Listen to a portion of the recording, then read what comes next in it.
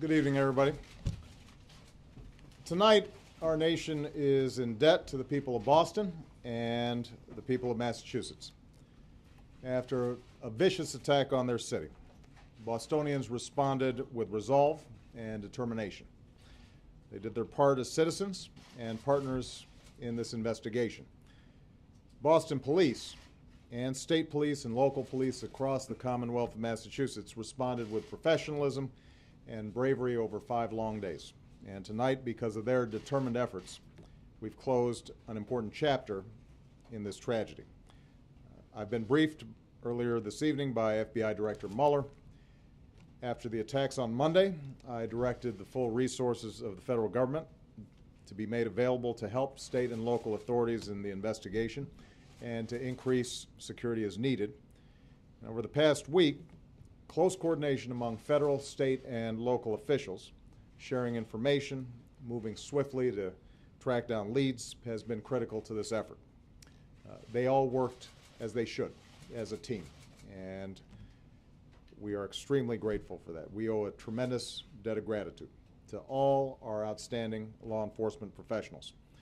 These men and women get up every day, they put on that uniform, they risk their lives to keep us safe, and as this week showed, they don't always know what to expect. So our thoughts are with those who were wounded in pursuit of the suspects, and we pray for their full recovery. We also send our prayers to the Collier family, who grieved the loss of their son and brother Sean. He was born to be a police officer, said his chief at MIT. He was just 26 years old. And as his family has said, he died bravely in the line of duty, doing what he committed his life to doing, serving and protecting others. So we're grateful to him. Obviously, tonight there are still many unanswered questions. Among them, why did young men who grew up and studied here as part of our communities and our country resort to such violence? How did they plan and carry out these attacks, and did they receive any help?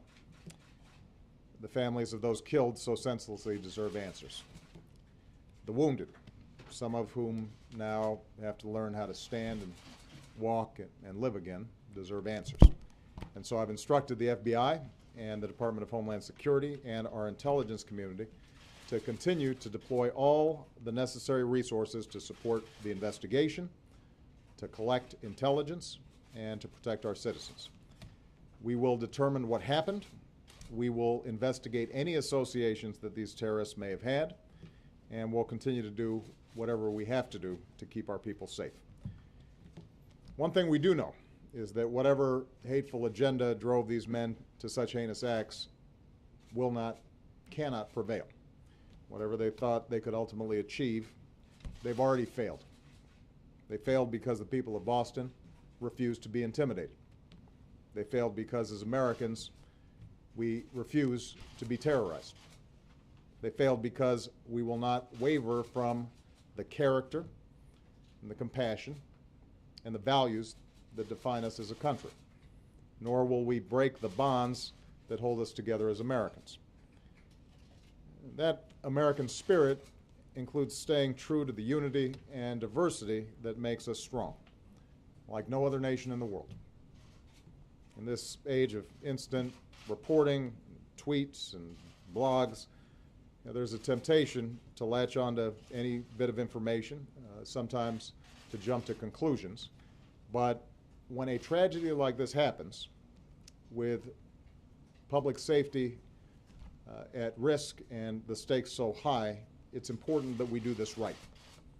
That's why we have investigations. That's why we relentlessly gather the facts. That's why we have courts. And that's why we take care not to rush to judgment, not about the motivations of these individuals, certainly not about entire groups of people. After all, one of the things that makes America the greatest nation on earth, but also one of the things that makes Boston such a great city, is that we welcome people from all around the world, people of every faith, every ethnicity, from every corner of the globe. So as we continue to learn more about why and how this tragedy happened, let's make sure that we sustain that spirit. Tonight we think of all the wounded still struggling to recover. Certainly we think of Crystal Campbell. We think of Ling Zhu Lu. We think of little Martin Richard. Their lives reflected all the diversity and beauty of our country, and they were sharing a great American experience together. Finally, let me say that even as so much attention's been focused on the tragic events in Boston, understandably, we've also seen a tight-knit community in Texas devastated by a terrible explosion. And I want them to know that they are not forgotten. Our thoughts, our prayers are with the people of West Texas, where so many good people lost their lives. Some lost their homes. Many are injured. Many are still missing. I've talked to Governor Perry and Mayor Muska, and I've pledged that the people of West will have the resources that they need to recover and rebuild. And I want everybody in Texas to know that we will follow through with those commitments. All in all, this has been a tough week, but we've seen the character of our country once more. And as president, I'm confident that we have the courage and the resilience and the spirit to overcome these challenges and to go forward as one nation under God, indivisible, with liberty and justice for all. Thank you very much, everybody.